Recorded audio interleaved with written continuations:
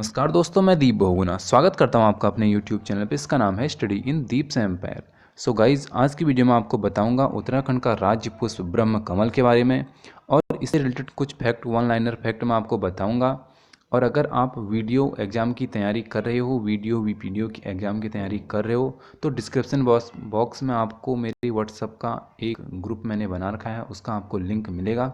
आप चाहें तो उसमें ज्वाइन हो सकते हैं। वहाँ पे मैं डेली नोट्स डालते रहता हूँ, तो आपको डेफिनेटली उससे हेल्प ज़रूर मिलेगी। ठीक है, तो चलिए बिना किसी देरी के करते हैं आज की वीडियो शुरू। इससे प्रीवियस वीडियो में मैंने आपको बताया था राज्य पशु कस्तूरी मृग के बारे में। अगर आपने ये वीडियो नहीं देखी तो आप इसको देख सकते हैं। इसके बारे में मैंने संपूर्ण जानकारी आपको दी। और उत्तराखंड प्रीवियस ईयर आपको सेट एक बार पेपर आपको ज़रूर देखना चाहिए कि किस प्रकार के क्वेश्चन पूछे जा रहे हैं। तो यहाँ पे मैंने बेसिकली एक आपको वीडियो का सॉल्व पेपर भी दे रखा है। मैंने प्लेलिस्ट बना रखी है उत्तराखंड वीडियो या वीडियो नाम से, आप उसको जाके चेक कर सकते हैं। तो उत्तराखंड का राज्य पुष्प यानी ब्रह्म कमल। तो बेसिकली जो ब्रह्म कमल है ये हिमालयी क्षेत्रों में ज़्यादा पाया जाता है। इसके लिए बेसिकली एक हिली एरिया यानी माउंटेन एरिया होना चाहिए, पर्वतीय क्षेत्र होना चाहिए। और यहाँ पे ऊंचाई की अगर मैं बात करूँ तो 4800 से लेके 6000 मीटर, ठीक है, 4800 से लेके 6000 मीटर तक की ऊंचाई से ऊपर को हमको ये देखने को मिलते हैं। यानी 4800 से शुरू आते हैं और 6000 तक, यानी इतनी डिस्टेंस के बीच में हमको ब्रह्म कमल देखने को मिलता है। ब्रह्म कमल का फूल जो है कि हमारा एस्टेरसी कुल का पौधा है। और अगर इसके वैज्ञानिक नाम की बात करूं तो ये होता है सुसूरिया अब्बेलेटा। ठीक है, ब्रह्म कमल की अन्य प्रजाति है हमारे पास फेन कमल, कस्तूरा कमल। ये हमारे ही उत्तराखंड राज्य में मिलते हैं। फेन कमल राज्य में सर्वाधिक ऊंचाई पर मिलता है, जिसका वैज्ञानिक नाम होता है हमारा सुसूरिया। ठीक है, तो सुसूरिया इसमें भी है और इसमें भी है। तो इसमें अंतर क्या है कि इसमें हमने देखा अब्बेलेटा है और इसमें क्या है, ग्रामी निफोलिया। ठीक है, तो बस इतना सा अंतर है और इस अंतर को आप जरूर याद रख लें। ब्रह्म कमल की जहाँ पे बात आएगी तो वहाँ पे अब हो जाएगा और जहाँ पे आ जाएगी फेन कमल। तो ये हमको पता है ऊंचाई में मिलती है और ऊंचाई में क्या होती है, गर्मी होती है। तो आप इसको इस प्रकार से रिलेट कर सकते हैं। अगला पॉइंट मैं आपको बताता हूँ कि जो ब्रह्म कमल होता है इसका स्थानीय नाम, क्योंकि स्थानीय नाम बहुत इंपॉर्टेंट होता है। अगर आप उत्तराखंड के एग्जाम की तैयारी कर रहे हो तो इसका जो स्थानीय नाम है वो है कौलपदम। क्या है, कौलपदम है। ठीक है, महाभारत की वन पर्व में ब्रह्म कमल को जो है कि अच्छा हाँ, यहाँ पे आप ये वाला पॉइंट देखो कि जब महाभारत का जो टाइम चल रहा था तो वहाँ पे जो है कि वहाँ पे यानी महाभारत में ब्रह्म कमल को सौगंधिक पुष्प कहा गया है। और एक बार ये क्वेश्चन पूछा गया था कि नेपाल में ब्रह्म कमल को क्या कहते हैं। ठीक है, तो ये बहुत इंपॉर्टेंट हो जाता है। तो ये भी आप जान लो कि नेपाल में ब्रह्म कमल को टोप गोला कहते हैं। क्या कहते हैं, टोप गोला कहते हैं। ठीक है, ये एक बार वैसे पूछा गया क्वेश्चन है, रिपीट होने के भी इसके चांसेस हैं, इसलिए आप इसको ज़रूर पढ़ रहे हैं। हिमाचल प्रदेश में ब्रह्म कमल को दूधा फूल कहा जाता है। कश्मीर में ब्रह्म कमल को गलगल कहा जाता है। ठीक है, कश्मीर का भी आप याद रख लें। एक बार अगर नेपाल का पूछ लिया तो मोस्ट प्रोबेबली यहाँ पे कश्मीर का पूछ सकता है। ब्रह्म कमल की विश्व में 210 प्रजातियाँ हैं। ठीक है, बहुत इंपॉर्टेंट है। कितनी प्रजातियाँ हैं, 210 प्रजातियाँ हैं। और उत्तराखंड में कितनी है, 24 प्रजातियाँ पाई जाती हैं। ब्रह्म कमल राज्य के फूलों की घाटी यानी चमोली की बात हो गई, केदारनाथ व पिंडारी हिमनद आदि क्षेत्रों में बहुतायत में मिलते हैं। यानी यहाँ पे इनकी जो ब्रह्म कमल की मात्रा है वो बहुत ज़्यादा। और एक साउथ की मूवी मेरे को नाम याद नहीं आ रहा, तो उसमें भी ब्रह्म कमल का सीन है, तो आप उसको चाहें तो देख सकते हैं। तो ब्रह्म कमल माँ नंदा का प्रिय पुष्प है। ठीक है, तो इसको भी देख लो आप कि माँ नंदा का प्रिय पुष्प है ब्रह्म कमल। और नंदमा अष्टमी, नंदा अष्टमी यानी नंदा अष्टमी के त्यौहार में अगर हम इसको तोड़ने का जो महत्व है, यानी माता को चढ़ाने का इसका एक अलग ही महत्व होता है उत्तराखंड में। ब्रह्म कमल को हिमालयी पुष्पों का सम्राट कहते हैं।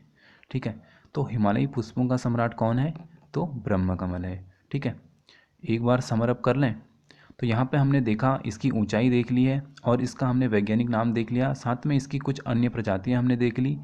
और साथ में हमने क्या देखा कि जो महाभारत के टाइम पे है इसकी जो महत्व है, यानी इसको क्या बोलते थे, सौगंधिक पुष्प कहते थे। नेपाल में क्या कहते हैं ये हमने देख लिया, हिमाचल प्रदेश और कश्मीर में भी हमने देख लिया क्या कहते हैं। और इसके बाद हमने ये देखा कि विश्व में कितनी प्रजातियां हैं, 210 प्रजातियां हैं, ये आप जरूर याद रखें। लेकिन उत्तराखंड में सिर्फ 24 प्रजातियां ही पाई जाती हैं। ठीक है, और साथ में हमने ये देखा कि ब्रह्म कमल कहाँ पाया जाता है, फूलों की घाटी, केदारनाथ, पिंडारी हिमनद आदि क्षेत्रों में बहुत मात्रा में मिलते हैं। यानी यहाँ पे क्या होता है कि ज़्यादा मात्रा में मिलते हैं as compare to other place. ठीक है। और हमने ये देखा कि माँ नंदा का ये प्रिय पुष्प है और हिमालयी पुष्पों का इसको हम सम्राट कहते हैं। ठीक है। अब देखते हैं ब्रह्म कमल की विशेषताएं। तो ये तो हमने बेसिक फीचर जान लिए ब्रह्म कमल के बारे में। अब देखते हैं कि इसकी विशेषताएं क्या क्या हैं। ठीक है। तो ब्रह्म कमल जो होता है बैंगनी रंग का होता है और ब्रह्म कमल पौधे की जो ऊंचाई होती है ये होती है 70 से 80 सेंटीमीटर। ठीक है, ये वाला पॉइंट आप जरूर याद रखना, इसकी ऊंचाई कितनी होती है, 70 से 80 सेंटीमीटर होती है। ब्रह्म कमल फूल के खिलने का समय जो है कि जुलाई से सितंबर, बहुत इंपॉर्टेंट है, कब से कब तक है, तो जुलाई से सितंबर के बीच में ये फूल इसका खिलता है। और ब्रह्म कमल के पौधे पर एक वर्ष में केवल एक ही पुष्प आता है। तो यानी अगर एक पौधा है तो उस पर कितना ब्रह्म कमल होगा, एक। ठीक है। और वैसे भी आपने थंबनेल में भी देखा होगा कि तो वहाँ पे जितने भी पुष्प दिख रहे थे आपको तो वो उतने पेड़ थे नीचे को। ठीक है।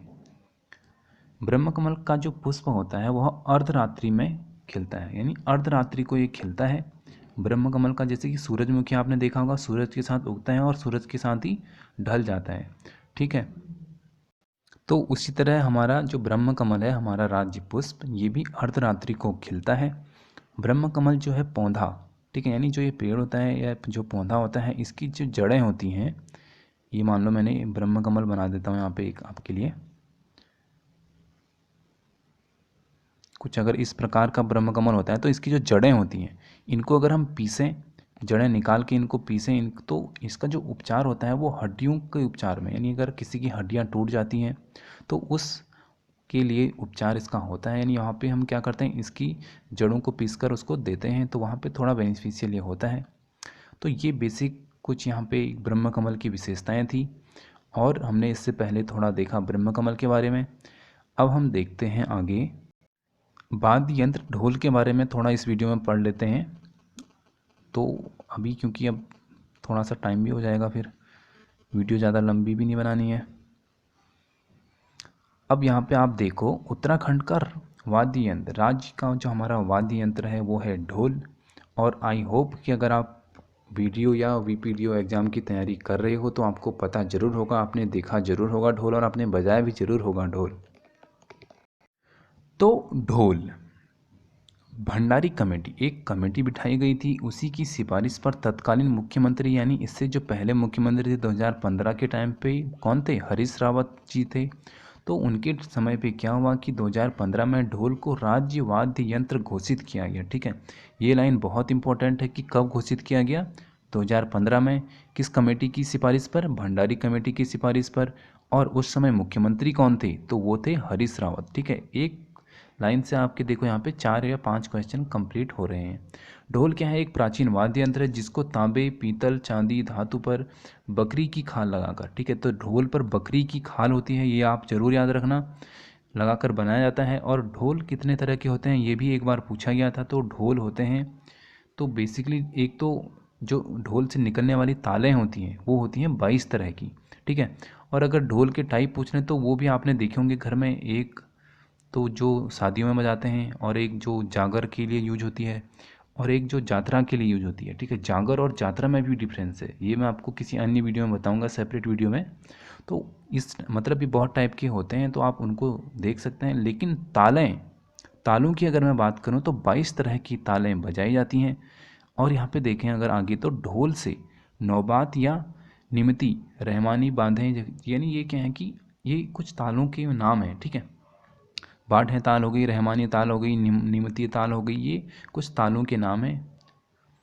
और इसके बाद देखो नौबात प्रातः काल में औजी जाति के लोग 22 पड़ताल में बजाते हैं। ठीक है, किस जाति के लोग, औजी जाति के लोग। ठीक है, नौबात जो हमारा ताल है ये कौन बजाता है, औजी जाति के लोग बजाते हैं। और कब बजाते हैं, तो 22 पड़ताल में बजाते हैं। ठीक है, प्रातः काल, सुबह सुबह। और इसके बाद आगे देखो आप, मांगलिक काज शुरू करने से पहले ही ढोल ताल बजाया जाता है, बढ़ों ताल बजाया जाता है। ठीक है, कौन सा ताल बजाया जाता है, बढ़ों ताल बजाया जाता है। राज्य में एकमात्र ढोल सागर के ज्ञात उत्तम दास हैं। ठीक है, उत्तम दास हैं, कौन है, उत्तम दास। ढोल सागर के ज्ञाता कौन है, उत्तम दास हैं। ठीक है, इस लाइन को भी आप याद रखना। बेसिकली यहाँ पे ढोल से जो इम्पोर्टेंट क्वेश्चन है वो ये हैं कि कितनी तालें हैं, 22 तालें हैं। ठीक है, 22 तालें बजाई जाती हैं और एक दो तालों का आप नाम याद रखो, जैसे नौबात हो गया, निमती हो गया, बढौं हो गया और रहमानी हो गया। तो 4 यहाँ पे इम्पोर्टेंट यहाँ पे तालें भी दे रखी हैं। ठीक है, और यहाँ पे इम्पोर्टेंट चीज़ जो ये है वो है भंडारी कमेटी। ठीक है, किसकी सिफारिश पर हुआ? भंडारी कमेटी की। और हरीश रावत मुख्यमंत्री थे, 2015 में हुआ। ठीक है, बकरी की खाल होती है। तो ये मेन इंपॉर्टेंट इसमें फैक्ट थे और इससे बाहर आपसे ढोल से कुछ नहीं पूछ सकता है, तो आप इतना याद रखें। आई होप आपको आज की वीडियो पसंद आई होगी। अगली वीडियो में मिलते हैं आपको, जिसमें मैं बताऊंगा आपको राज्य वृक्ष यानी बुरांस के बारे में। तब तक के लिए जय हिंद, जय भारत।